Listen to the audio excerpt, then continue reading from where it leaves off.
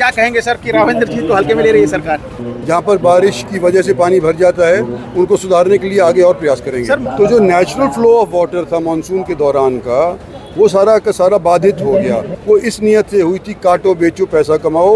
Global warming है, इसका ये परिणाम है। देखो आज एक बार तो डर लगने लग गया था कि रात को भगवान बरस गए और हालांकि बारिश की ज़रूरत थी, लेकिन सारा खिलाड़ीगण ये सोच रहा था कि शायद हम प्रतियोगिता में हिस्सा ही ना ले सके क्योंकि सब जगह पानी भर गया था।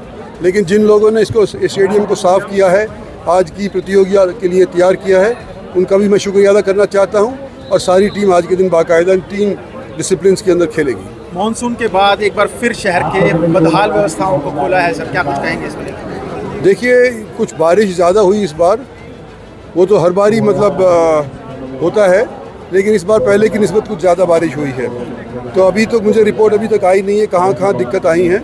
उन दिक्कतों को और वो जो टाइट पॉइंट हैं जहाँ पर बारिश की वजह से पानी भर जाता है उनको सुधारने के लिए आगे और प्रयास करेंगे। सर, मानसून से पहले आपने अधिकारियों की जिम्मेदारी की बात तय करने की बात की थी, क्या कुछ कहेंगे इसको लेकर जो लापरवाही बरती जा रही है मानसून को लेकर खास तौर पर? देखो, ऐसा है कि डर तो हमारे को हर साल लगता है कि पानी भर जाएगा, और ये कई सालों से हम बाकायदा कोशिश कर रहे हैं कि ना भरे। लेकिन इसका अगर मूल कारण हम जानना चाहेंगे तो वो ये है कि जब ये गुड़गांवा डेवलप हो रहा था पिछले 15-20 साल के अंदर, तो उस टाइम के ऊपर जो नेचुरल वाटरवेज थे, जो पानी को यहाँ से निकाल करके और ड्रेन नंबर 8 में डाल करके और जमुना में डालते थे, उनके ऊपर कंस्ट्रक्शन हो गए, लाइसेंस दे दिए गए, उसके ऊपर इमारतें बन गई। तो जो नेचुरल फ्लो ऑफ वाटर था मानसून के दौरान का वो सारा का सारा बाधित हो गया, और उस वजह से कहीं ना कहीं तो पानी अपनी जगह निकालेगा ही। एक जगह को आप रोक दोगे तो दूसरी जगह से जाएगा।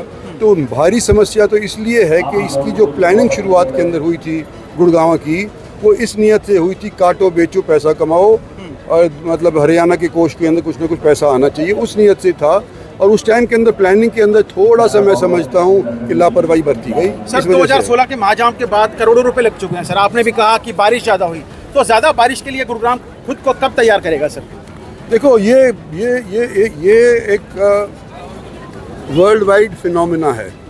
ज़्यादा बारिश होना या बारिश ना ही होना, कोई कायदे से तो बारिश हो नहीं रही, और जहाँ बारिश भी हो रही है मूसलाधार हो रही है।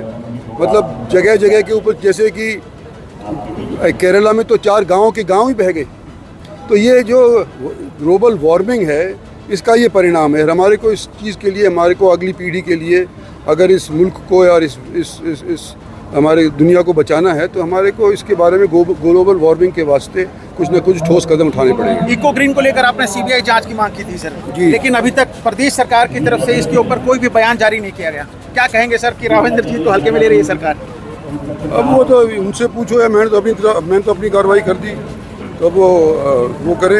हरियाणा की सरकार क्या कर रही है क्या नहीं कर रही है, तो उनसे पूछा जाए। सर, क्या ऐसे कारण थे कि सीबीआई जांच की आपने मांग की थी सर? वो लिख दिया मैंने सारे चिट्ठी में यार।